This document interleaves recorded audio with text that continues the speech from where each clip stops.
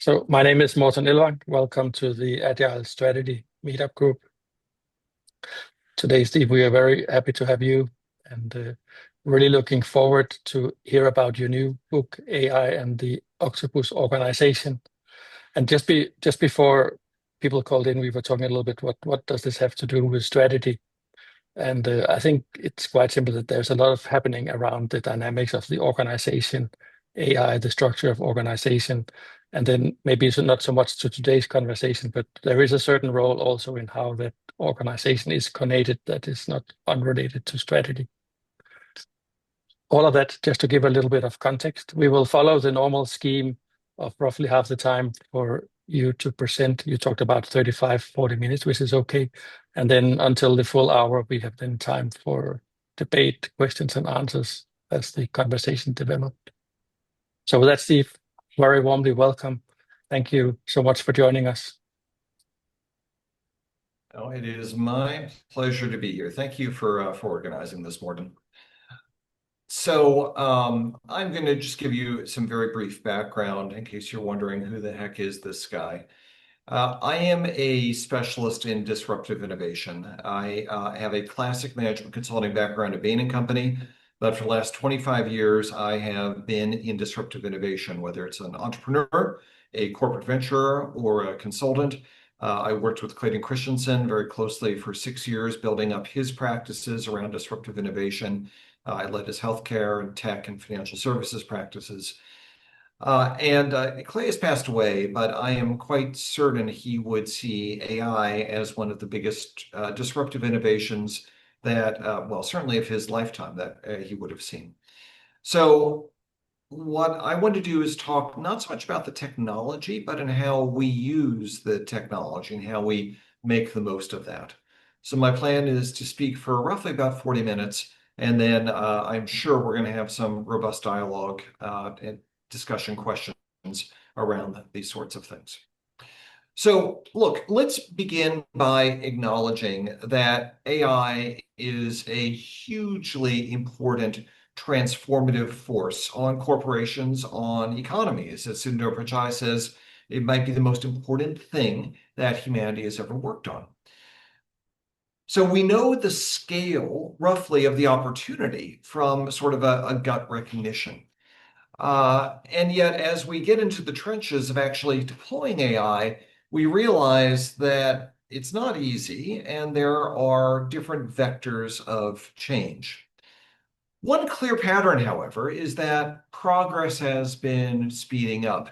If you look back to 2012, where image classification was, there was a gradual improvement in those capabilities over the years to the point where it exceeded by a little bit human capabilities and then sort of flatlined. And then if you take it forward to the rightmost line there on the chart, competition level math, well, we really only started using AI systems on competition level math back in 21, and very, very quickly, it improved its performance to be near human levels. And in fact, if you look at the performance today, it's exceeding human levels to a large degree. So the takeaway from this slide is twofold. First of all, the rate of progress is getting faster and faster and faster. Secondly, AI is already better than humans at many endeavors.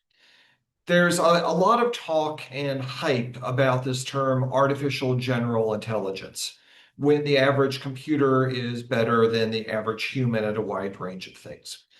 But this is a very human-centric way of looking at things, that we need one Swiss Army knife sort of software program that can do a wide variety of things. And that is not the case with artificial intelligence. It's not like human beings that have to be good at a wide variety of things in order to survive. Computer programs can be good at very narrow things, and then they can get much better than a typical human at the thing that they are specialized on. So we see that as a pattern in this chart as well, that in domain after domain, computers are actually already better than humans in many endeavors. And that's just going to continue. So rather than thinking about general intelligence, we need to think about specific types of intelligence needed for the tasks in the different environments that we all work in. And already we see AI at those sorts of necessary capabilities to be better than humans. In fact, if you look at where this is going, it's going to be even more dramatic. So, as you know, I wrote this book, AI and the Octopus Organization, and it just came out this month. My co-author on the book, Jonathan Brill, is the futurist in residence at Amazon. And he has calculated that by the end of this decade, in 5 years, the quality of AI-based models is likely going to be 30 times where it is today, which is very hard for humans to contemplate. What is better, 30 times better than a human? But the 30 times better. And the average cost per token, so of computing units, is going to be 1/100,000th of the level that it is today. So that is an extraordinary acceleration in the capabilities of AI that we're looking at over the next few years. Now, that being said, look, AI can get stuff wrong. And I'm not just talking about hallucinations. I was talking recently with a movie theater chain that we've worked with. And they recently instituted a program for the people in their loyalty club, a couple million people in their loyalty club, to get recommendations every week of new releases that they might like based upon their past movie-going behavior. And so they trialed this initially in the marketing and data analytics department, just with the people who work there. And the guy who actually is responsible for the loyalty program and data analytics received a recommendation for a new horror movie called Night Swim, which is set in a swimming pool. And he got that. And he came to his analytics team the next day. And he said, gang, what is going on? I hate horror movies. I have never seen a horror movie in my life at this movie theater chain. Why did I get a recommendation to go see a horror movie? So they looked at all the parameters of the model and they looked at the parameters of his profile. And they came back and they said, Jeff, we know the answer. You have seen 6 movies that involve a swimming pool. So the computer doesn't know that we don't see movies based on whether there's a swimming pool or not.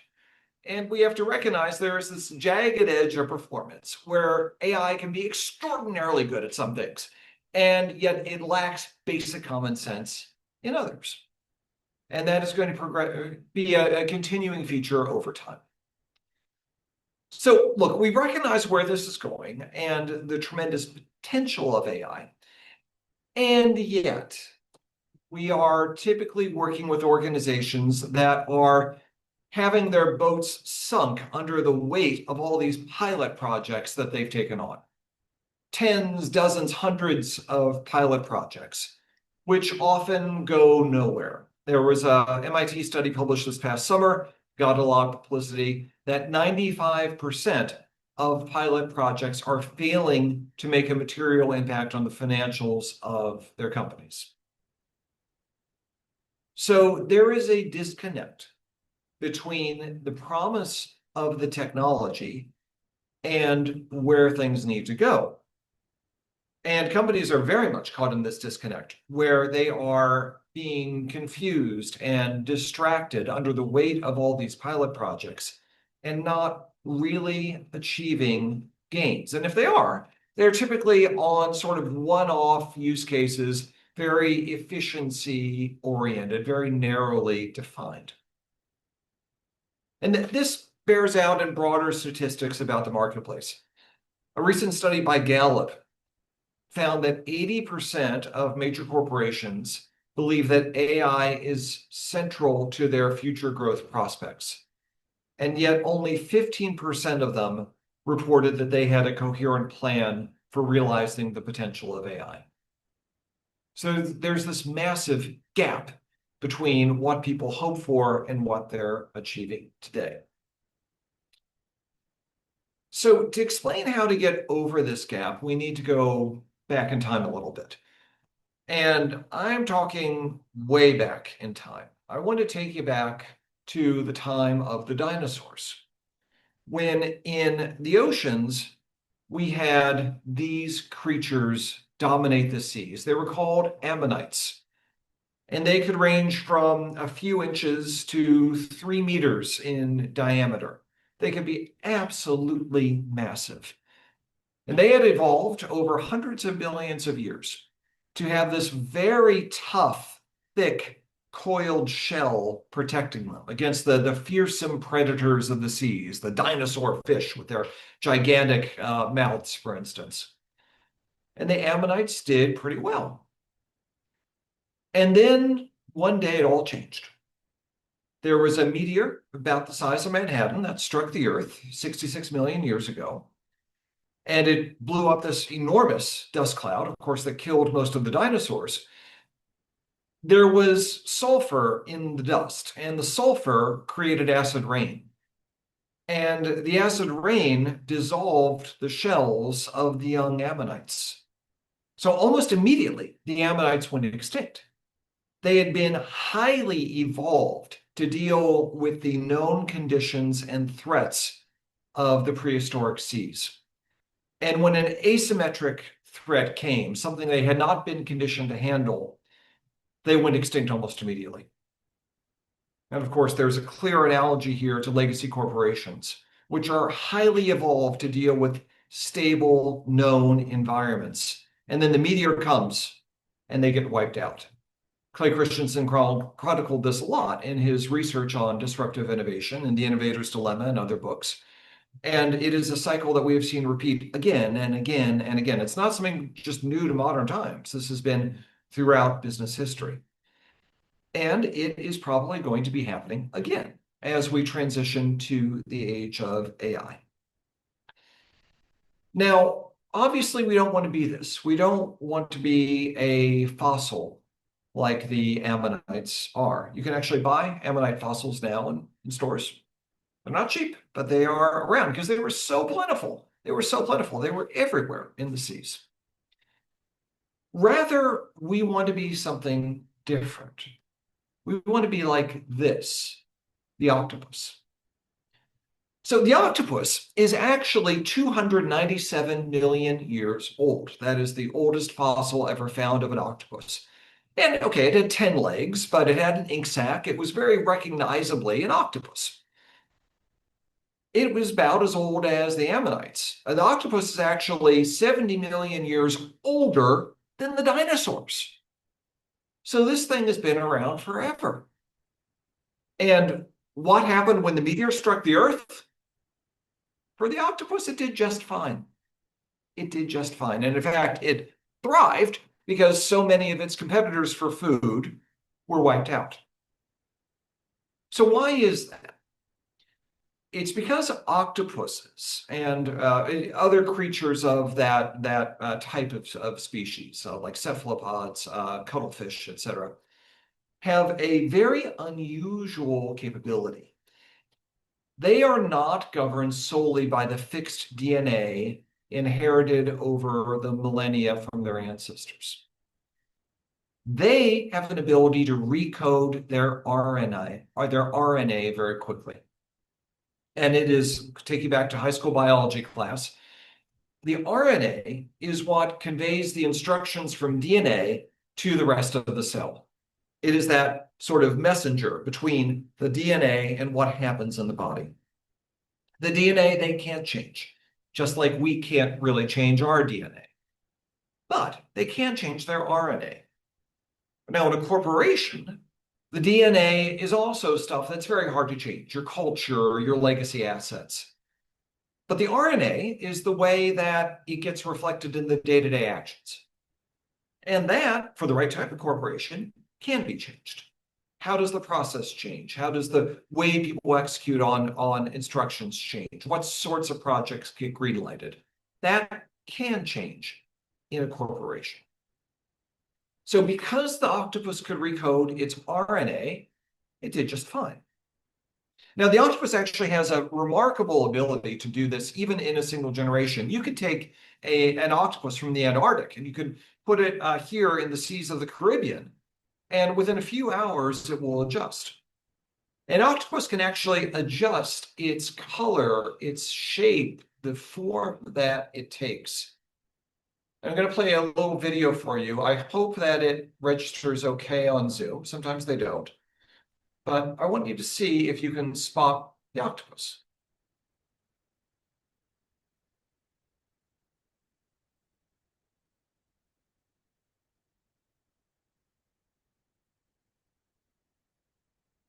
I hope that came through. I'm going to play that again because look again, you can spot the octopus.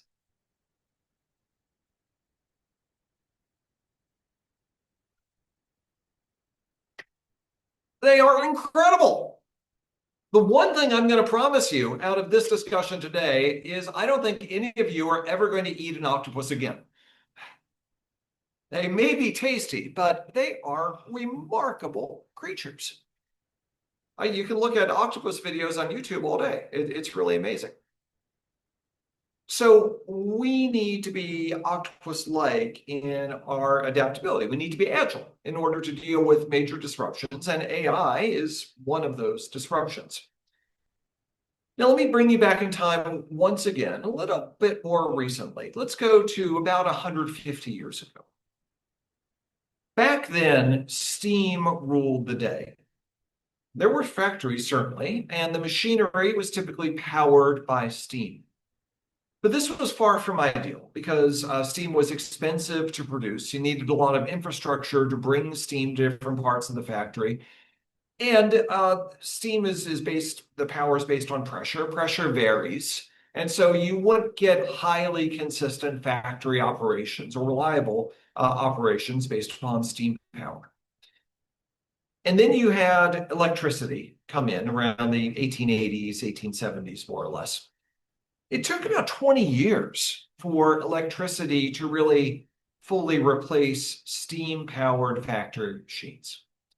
Even though electric-powered machines had clear advantages over steam-powered machines.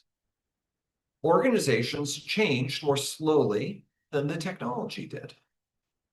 But eventually they did change, and you had a gain in efficiency, and everything was nice. They were modest incremental gains until this happened around 1915, the assembly line. Now, the assembly line could not happen without electricity. You would not have as many stations with independent power as you could. Steam just would never do that. And the assembly line itself was electric powered as well. So you needed electricity for the assembly line to function. But it was the assembly line that really unlocked the full productive potential of electricity. Back before the assembly line, it took Ford about 12 hours to assemble a car. After it introduced the assembly line, the time was 93 minutes. Its vehicles were selling for $850 before the assembly line, and afterwards they sold for $260.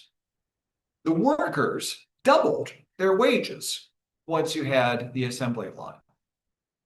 So it was a radical transformation in the productivity of enterprises.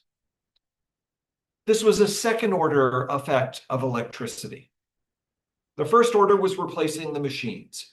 But once people figured out what electricity could really unlock, that's when the full productive potential was realized. And that is a pattern that we see again and again. You have the second order effects. You have the third order effects. Let's look at a very modern factory today. This is a new Hyundai factory in the United States. A little bit of a video from it.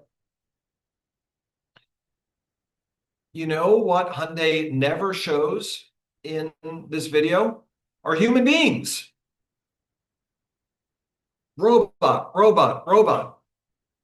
But this would not be possible without electricity. You would not have the assembly line, you would not have computers, you would not have robots, none of that. And so we have the second and third order effects. Now, of course, this factory is occurring roughly 150 years after the advent of electricity in a broad-scale industrial context. Things move much faster now, and we have to look around corners to see them. I'll share with you a lesson that I learned about having the vision and where it goes. So about 25 years ago, I was working for a British consumer electronics company called Scion that had invented the personal digital assistant back in the 80s. And we had created a subsidiary called Symbian that had the software for early generation smartphones. And I led the project for developing one of the first smartphones that we did on a white label contract with Motorola. We had a similar project with Ericsson as well. So it was their name, but it was our technology that was powering this stuff. And this is a picture of one of the first prototypes. I loved this device. I got emotional about this device. I loved that beautiful color screen because color screens were very uncommon back then. I loved the smallness of it. Oh, it was a wonderful thing. And we thought about everything that a smartphone could do. Even back then, 25 years ago, it wasn't just email, it was mapping, it was games. We thought this could be incredible. And we had this vision of where it could go. I was on British TV and I was talking about this vision about where smartphones could go. And my landlady actually saw me on TV and she caught me outside my flat a few days later. And she looked at me and she said, Steve, what is it that you do? And so I explained, we have these smartphones and you can do emails, even if you're on holiday, you can do emails. Isn't that great? But you can also do maps and games. You could do so much. And she said, oh, just send a text. And you know one thing that this phone could not do very well was send a text. Because this screen, it wasn't one where you could like use your fingers. It wasn't like an iPhone. You didn't have the sensitivity. Oh, excuse me. I'm gonna at that point then. So you had to use like a pen-like stylus to like poke out the different letters. And actually, it was much faster to use your thumb on a candy bar style phone and just type out a text that way. And so we had this grand vision about where things could go. But my British landlady was not impressed because it wasn't anything that she actually wanted to do. And that is the lesson. We need both. We need to know where this is going. We need to think about the second and the third order effects, but we also have to have the on-ramp for the change in behavior. We need to think about how the British landladies are going to have the things that compel them to use these new platforms that we're developing. MIT came out with this review of one of the earliest smartphones. Pretty cool if you don't mind talking into a calculator. MIT, you can tell I take it a little personally still. So you need to understand where this is going and not just dismiss things with saying, oh, it recommended a horror movie based on a swimming pool. Yeah, okay, got that wrong. You need to see where it's going. You need to think about, well, something we had never thought about when we were developing the smartphone was social media. But that was clearly a huge implication of the smartphone. And yet we need to have the on-ramps. Now, big problem with AI today and the discourse around AI is that we are super duper focused on the technology. We talk about ChatGPT and Gemini and Claude, Perplexity, Grok. And that's cool, this logo race, but it changes every 6 months. Which model was best at what sort of use changes. One thing I promise you is even lousy models from today, if you took that same model 5 years from now and brought it to now, it would look absolutely remarkable. So everybody's progressing. They're progressing maybe at slightly different rates and in somewhat different endeavors, but everybody is progressing fast. The bottleneck to progress is not the technology. It's us. We are the bottleneck. Our behaviors, and even more, our organizations and the way we run the organizations. People are behaving very much today like factories did around 1890, when they were swapping out electric-powered machine for steam-powered machine. Okay, that's nice. There's a little bit of an efficiency gain. But few firms have the equivalent of the assembly line, where they've really rethought how their organization operates and all the potential that can unlock. That is what we need to start doing. We need to think about, how does AI change the way we work, we organize, we collaborate, we lead? We need a new model for doing so. And that is the thesis of the book, AI and the Octopus Organization. A big reason why we use the octopus is not because it's cute and cuddly, although it really is. It's very charismatic as a creature. And it's not only because it survived the meteor that wiped out the dinosaurs.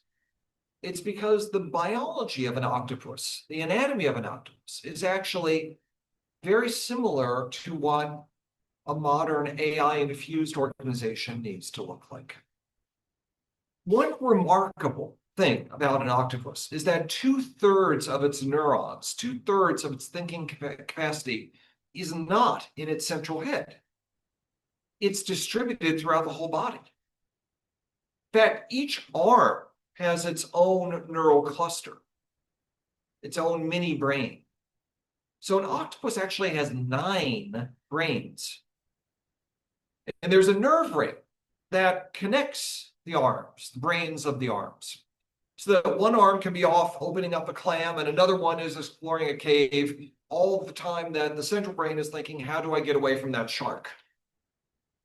So there's massively parallel action that can occur. And then if the octopus needs to escape from the shark, it can immediately coordinate that action. All the arms work in unison to jet away as rapidly as possible. And that's what an AI-infused organization should look like. Not just 9 brains, almost an infinite number of brains throughout the organization, enabling massively parallel action, much closer to the action than the central brain, the headquarters, can be. A brain in each of the arms of the organization to dictate what happens. And then they can coordinate with each other without necessarily involving the headquarters, the central brain. And yet, when something needs to happen that's orchestrated throughout the entire enterprise, that central brain can dictate things, and things can be coordinated in a flash. That kind of organization thrives, even when the equivalent of a meteor strikes the economy. Now, we do have some examples of these organizations today. I wanted to find a picture of a trading floor, and so first I came across this. But it turns out that the Wolf of Wall Street and Leo DiCaprio are not actually representative of trading floors today. Although, man, it would be fun if it was that case. No, this is a high-speed trading floor. And of course, what you see is computer, computer, computer, computer, like robot, robot, robot in the factories. And there is this real merger of human and machine to create the outcomes. The humans could never place the trades at the speed or frequency that a high-speed trading firm would do. They can do millions of trades in milliseconds. Humans can never do that. But humans are there to monitor what's going on. What are the results? What kind of risks are we taking? They're there to refine the algorithms that are governing the high-speed trading. So humans do have a role, but they're not the ones actually executing the trade. So what does this model then mean of this sort of cybernetic merger of human and machine, what does that look like for people in the organization and their responsibilities? Let's break this out by different levels of the organization. We're actually going to start with the front line because in an Octopus organization, a lot of the action occurs there. It occurs at the front line of the company, very close to the action, much like the octopus's suction cups. And average octopus, by the way, has about 2,000 suction cups. And each one can independently smell and feel what's going on. It doesn't have to relay it to the central brain for the central brain to inform the rest of the body what's happening. So what happens at the front line? One great example, successful example of AI deployment in a front line is with physicians listening in to a doctor-patient consultation. So the AI scribe can be there in the background. It listens to what's going on, it transcribes it, and then it summarizes it. For way too long, doctors have been focused half their time in a consultation looking not at the patient, but at a computer screen. Typing, typing, typing, typing, typing. They did not go to medical school for umpteen years to learn how to be excellent typists. It is a waste of their education, their skills, to have them typing, typing, typing. So instead, now AI is in the background and it's doing it for them. And even better, it can then summarize at the start of a consultation what's going on with the patient and relate it to their biometrics, related to their family history or their patient history in a way that an average doctor is never going to do. Here in the States, a typical primary care physician will have about 2,000 patients that they're responsible for. So I know we like to think that my doctor really understands me and my condition. I'm sorry to tell you they don't. That you are not going to remember 2,000 patients. They are reading those notes in advance. But if AI can figure out what's most pertinent and then summarize that, that's a far better use of the physician's time. Now, the results here are really remarkable. There is a 44% increase in the quality of patient interactions measured by things like, does a patient actually remember what a doctor told them? A 60% improvement in physician burnout and an 80% improvement in physician job satisfaction. Because doctors are now actually practicing medicine, they are doing what they were trained to do. They are much more satisfied and they're much better at it. So everybody wins in this scenario. The front line gets those responsibilities. As AI infuses the front line, though, we have to watch out for one basic human tendency. And I'll explain that by looking at the evolution of the Navy. Back around 1900, captains of naval ships had tremendous autonomy. They were given general instructions, and then they could go basically fulfill on those as they thought best. And by 1930, that autonomy had pretty much entirely gone away. Does anyone want to volunteer what invention was responsible for this? What form of progress was responsible for this change? Any ideas? Maybe we do not have naval veterans here. Morton, do you have an idea? Radio communication. Yes, the radio. That is exactly it. The radio. Because the admirals could dictate what was happening on the ships, they did. And that is a very human tendency. Oh, I've got this power now. I had better use it. We really have to watch out for that. It should be much more hands-off. Back in 1900, if you were a patient going to a doctor with a problem, excuse me, the doctor might poke and prod, they might open you up, see what was going on. Now that seldom happens because they can do blood tests. They can do MRIs and CT scans. Management needs to be like a doctor today that doesn't open up the patient, that doesn't get involved, can see what's going on, uses AI systems to see what's going on, but doesn't just reach in. And moreover, as AI connects the different arms of an organization, this should not give license for one arm to go meddle in what the other arm is doing just because it doesn't like it or it wants to dominate. It might communicate, hey, let's cut that out. But AI should not be the enabling technology for meddling. If it is, then organizations are going to be worse off deploying AI, not better off. So we have to watch out for that. We also have to think about what does this mean in terms of our hiring. Already, we are seeing an impact on entry-level hiring in AI-exposed professions. Look, it's personal for me. I've got 3 kids going off to college. I wonder what kind of workforce they're going to be in. We're not going to answer that question today, but it's definitely something that we have to keep in mind.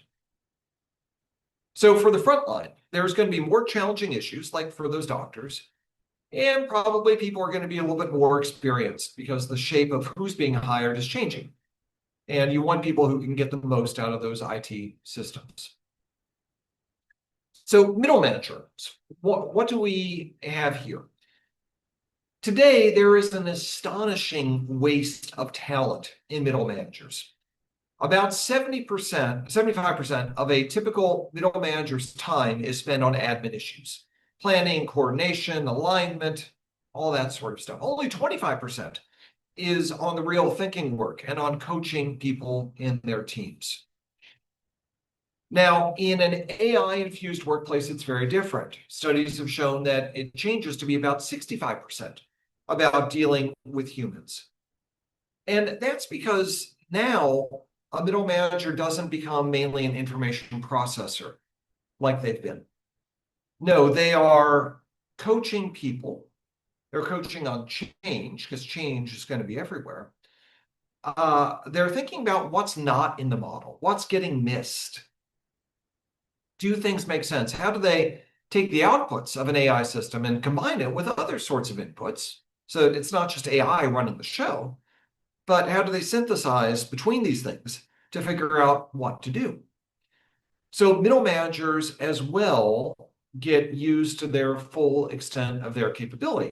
Now, in order to do this, they need one really important skill. And sadly, it is a skill that our latest generation is losing. Because I see it with my kids' classmates in school. I see it. They are not doing critical thinking. When ChatGPT can do your homework, it's very easy to just take that answer and plug it in and say, here's the answer. And yeah, you might get like a B plus, might be okay. It's not going to be excellent. Those kids are doing themselves a remarkable disservice, and we cannot do the same. We need to actually be better at critical thinking, not worse, because it's when you're better at critical thinking that you get the most out of these AI systems. You think about what's not there. How does this fit in? What's the next question? The AI is only going to be as good as the questions you ask it. So that critical thinking is going to be essential to success. So for future middle managers, there's going to be more cross-functional leadership. I'm going to get to that in a moment. I think it's quite pertinent for this group. There's going to be that need to spot what's missing, and then there is that human element. Even if you are a very technical specialist, you need to understand that human element and help manage change. Okay, so then for senior leaders, what does it mean? They need to think about how will AI transform the strategy of the company, what it's really great at, as well as the organization of the company. So a great example of strategic transformation is HelloFresh, German firm that is the world's biggest meal kit company. It's been around about 14 years and is in many, many countries. Now, HelloFresh had a boom during the pandemic, and then things sort of tapered off after the end of the pandemic. And so they needed to reinvigorate growth. What they did was change the customer value proposition. They used to historically give people a small number of options, maybe 5 different choices on what they could have for their meal. But they actually had a tremendous amount of data, and that data was proprietary. They knew that Stefan substituted chicken for pork and that Gregory liked things spicy. And they then could take that and develop very personalized recommendations for individuals. So it's not, here are 5 choices, what would you like? It's, hey, Morden, here's the meals for you that we developed for you to have this month because we know about you. It could really change who it was in a very unique way because it had all this data. And that became a real strategic advantage. But the thing is, it didn't stop there at the value proposition because this meant that the kitchens had to go from producing a very small number of dishes to a tremendous variety of dishes. And so operations really had to change. And then it also meant that sourcing had to change because they had to source all these different kinds of ingredients. And then the nature of middle management had to change as well. Did we just get a question in the chat? I can't totally see it. No, I think it Uh, was someone who okay, left sorry, us. I think, somebody but Steve, jumping to we clarity. are at the 40 minutes now. Take your Yes, time and with this. we'll be done in about 5. Perfect. And so this was a complete transformation of the strategy as well as what middle managers did. No longer was a production supervisor in a kitchen, for instance, planning out the production schedule for the week with a nearly infinite variety of meals available. That a human could never do that. You needed to have AI. But as I said, organizations also need to think about how they're going to change. The current model of organizations, the org chart, is actually from the era of the steam railway. It was actually created for a railway, the New York and Erie Railway in 1854. And so it's had a pretty good run, that hierarchical organization. In fact, organizations were so hierarchical that in that time that the telegraphs, which would time railroads, were often one way only. Headquarters did not need to hear what was happening on the tracks. The track people listened to headquarters. Now, of course, as things have changed, we have developed other things. We've developed matrices to try to deal with the complexity of the world.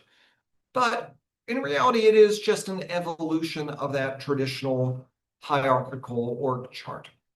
And what we need to do is think differently. We need to deploy thinking from actually one of my other books, Jobs to be Done, about the different units of work, break things down, deconstruct them, and think about how should work really be done. Microsoft has done this. It has, instead of org charts, has what's called work charts. At Meta, teams are cross-functional in nature. They're responsible for different products, but they bring together cross-functional people for that product. Capital One, big American financial services firm, organizes itself around customer journeys. P&G, Procter & Gamble. Now, there's a legacy company for you, but it is transforming to be what it calls an outcomes-oriented organization in the same sort of cross-functional way. And that is a very modern, agile structure for an organization. It's really transformative. So for the senior leaders, they need to re-examine their skills. They need to think about their business. They need to map the work and think about other ways to get the work done. Wherever you are in an organization, you should probably be thinking about 2 lines. Historically, there has been this almost linear relationship between somebody's capability and the output that they can produce. But with AI, it changes. The bottom people, the mediocre people, rise up in their capability. They get better. But the top end skyrockets because they can get the most out of these AI, these superhuman systems. And clearly we want to be at the top end, right? Because the bottom end, okay, it gets better, but there will be fewer of them.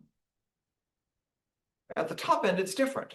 Those top people are incredibly valuable. They're the ones with critical thinking. They have the vision about where things are going. They can spot what's missing. And that's where we all can really excel. With AI, the organization could be cheaper, yes, and this is a lot of what people are focused on, but it can also be faster and better, all at the same time. That is the promise that we see with AI. So remember this. As we get into now the AI age, you can either be led by it or you can lead it. You can have it happen to you or you can help shape it. You could be the one championing adaptation yourself. And to do that effectively, we can't just get more efficient at what we do. We can't sprinkle AI on top of existing operations. We need to fundamentally rethink what we're doing and how we're doing it and how we organize in order to accomplish it. So you need to reimagine what's possible. And finally, remember this. These AI systems are going to be everywhere. Everybody is going to have remarkable technology. The advantage is not going to be rooted in the technology. It's going to be rooted in the people and what the people and their organizations can get from the technology. So it's about the people, and it's also about the folks like you who can enable those people to get the results. Thanks very much. I'm happy to do questions. Thank you, Steve. Well, let's start by opening it up. No, it wasn't the with some question. Was questions? the really interesting speak. Thanks very much. Actually, I was looking for a job at a company called Octopi Bay, and was I don't think they really I thought about lots of brains. I think so. Yeah, but yeah, yes, yeah. Yes, but I don't know how I have the direct question, but I really like this. And somewhere in my head, I have had lots of these thoughts. We have to change totally. And I do urge you, and look, it's not because authors make a lot on their books, but I urge you to get the book. Yeah. I mean, there's stuff that we haven't even talked about. Octopuses have 3 hearts. Yeah, It's I know. weird animal. Yeah. There's a chapter on that as well. So they have emotions, and we have to be emotional in this transition as well. So there is a remarkable amount about the octopus that's relevant for organizations. Yep. Yes. Any other questions, comments? Well, I have some. Yep. So, Steve, I really like your Navy example. One of my favorite examples is also from a Navy example. Is a guy called Trent Hone, who describes that when all these Navy vessels were communicating and trying to sort of make sense out of the communication, they often failed. But they introduced the idea that everybody needed to maintain a visual board of the situation. Just on their own ship, they had to keep a memory on what was going on to interpret the communication. And even if every map was different, it overall helped to have more reliable communication. And I think you might want to look it up to add to your example. I can share it with you, but it's really one of my favorite examples of how to add intelligence in complex situations.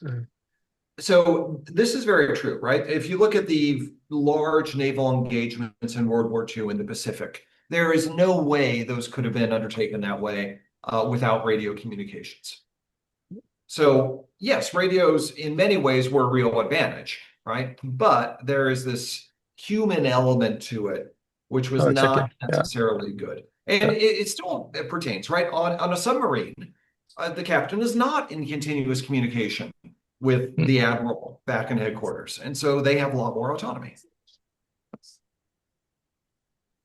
Looks like we have some more questions. A question here in the chat. I did not see it though. Maybe you want to speak it out, Tom? No, if it helps, I can, but it's in the chat. Okay, Steve. I'm looking for something more techy, more specific to implement this. It sounds nice on the surface. I like it, but I don't know what to do. if I would point you in a certain direction, I'm very concerned about value enhancement for products and organizations. Yeah. How would you handle value enhancement using an octopus paradigm? So I will say chapter 8 of the book, the final chapter, is all about transformation plan and implementation. So there is a lot that's detailed there. So first you need to understand what value is, and then how is that going to work? So I'll give you a concrete example. We are working now with the marketing department of a very large healthcare organization. They've got about 150 people, and they are trying to become more of an Octopus organization, much more agile, fast, cheaper as well. For them, they've had to define value, partly in terms of the patients that come, but also are they being responsive to the people in the healthcare organization, particularly the doctors. Some, hotshot surgeon, for instance, might want to see things and not wait 6 months for it to appear in a TV ad. So can they be quick as well as value to them? So it's not just effect, it's speed. And then it's also rapidly learning. So they have determined that they can be more like what Procter & Gamble is actually doing now. They can produce a lot more creative content. And rather than just like take it to a focus group, which they still do, they can actually put it out there and market and see how rapidly how effectively some pieces perform with different audiences through platforms like connected TV, streaming audio, where you can get the instant feedback. So that's how they defined it. And then to go implement that, there are AI systems for self-service back in the the surgeon can help create something on their own. They don't need to wait for the marketing department to do it. There's a lot of others around campaign planning, media buying that can be AI enabled. The organizational change is that people then need to work with it in ways that don't subvert those capabilities. So they can't say, okay, the AI told us this, now let's meet about it in 6 weeks and discuss what we want to do about it.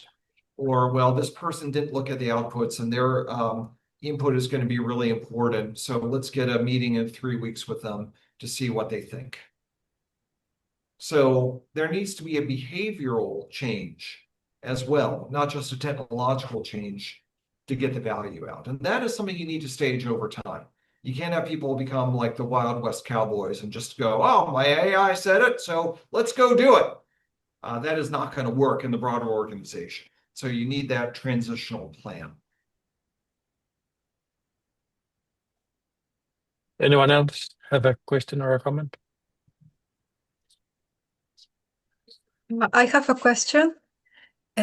Thank you, Steve, for the presentation. I was wondering, when you were showing us all these trends in technology and how they were absorbed somehow in time by people, I just wonder, when we are working with AI, like I did in a project, I realized that comparing to other software projects, AI projects are even more time consuming for users. We need more of their time to understand the workflows that we need to follow, even for create agents. And I was wondering also in testing, I also realized we even needed more time from them to check all, even in the example you gave for doctors, we need them to check these summaries and stuff. So I was wondering if you have any advice and recommendation, or even if you touch these points on your book for any experience on how to collaborate, because we are going to need even more time from them to create these AI solutions, because at the end, this is for them. But I just feel that if they even feel threatened because this technology might replace them, that was also something I felt when I was working with AI. Some people in the team were like, oh, they say, AI will replace me. So there was some pushback, very harsh from some people to collaborate with the project. So I just wonder if you have any advice on how to deal with these concerns even from people in the project. So there's the appendix of the book is about scaling enterprise AI, and it tackles some of these questions. You're right that AI can take more time ultimately. It doesn't necessarily have to take more time up front. Because the virtue of the AI systems is that they can be, or in fact, they will change fairly rapidly. Right? It's not like you certainly don't waterfall plan an AI system. You want to understand the context for sure. You want to gather requirements. You want to understand how it changes in the workflow, but it will change. The big shift I think you alluded to, Sheila, is that as you start getting outputs, you need to train these models. And you need to monitor, are they being effective? And then the underlying technology is progressing so rapidly that you need to update them as well. So I will tell you, there are a lot of enterprise IT departments that I've been exposed to that sort of theoretically know that, but that's not how they operate. They don't really handhold the system through its implementation and the learning and the revisions. They just don't have the bandwidth to do that. They want to, execute and then go on to the next thing. And so there is a new level of requirement there for these organizations. Some of that might be outsourced, but some of it also then requires prioritization. Can't do all these systems at once. And so, what we try to do in the book is paint, okay, here's that future vision. How's the smartphone look? But let's not forget that we need to be able to send text messages, right? So what is that staged process you need to take to get to that end destination? But yes, you are right. It is a little bit of a different skill set, certainly a different process that IT organizations need to adopt in order to shepherd these through to not just production, but really to effective usage. And we could see already when they went over to DevOps that they were overloaded and they couldn't handle and lost the grip of things already then. So we have another dimension of this. Yes. I don't think those people have to worry about their jobs, at least not for some time. No. There's a lot of work to be done. I mean the workload or the things you have to grasp and work with. So yeah. Yes. We're approaching the top of the hour. Yeah. We might run a few minutes over, but everybody does whatever they have to do. Steve, I had one question about the nature of the organization itself. So if you just think like as the organization that we probably today knows as hierarchies and boxes and roles and responsibilities, etc. What in your words would be, what is there like a fundamental change coming to that, or is it more that the structure as we know it will adapt to this new technology? How do you see that? I do think a fundamental change is coming, and we see it in the Procter and Gamble's, Capital One's, Meta, et cetera, out there. It is not a straightforward thing, but it is something that can be faced. It's not like some massive reorg, right? We already have project teams about things, right? Enterprises have project teams, but typically they are very loosely coordinated. And if you have a project manager, they are sort of keeping the Gantt chart and not really driving change. But in those organizations that are really embracing AI, one of the things it can do is bring information to everybody. So it's the right information at the right person at the right time. And so it enables that cross-functional coordination much better. And then it allows these teams to have visibility into what each other is doing without needing a lot of top-down hierarchical, right? And so this is how Meta organizes. It's very effective. It does require new skills, but it's doable. Yeah. So it's to the chart you showed where especially middle managers will have a larger portion of their time for the actual work, the coaching and the strategy work. Yes, that's right. That's right. Yeah. Thank you so much for joining us. Just before we let everybody go, is there anything we can do for you? get the book. And look, I make $1.50 on a book. It's not for the financials. It is because I want you to read the book, and hopefully I want you to talk about the book and recommend it to others if you like it. And people have liked it. Actually, we have 70 plus ratings, and it's 5 stars on Amazon. So I think there is a lot there. And then as you have questions about it, of course, you feel free to get in touch. I'm happy to answer them as I can. Absolutely. Thank you so much. And thank you everybody for joining. Appreciate it. Bye-bye. Bye. Bye. Bye.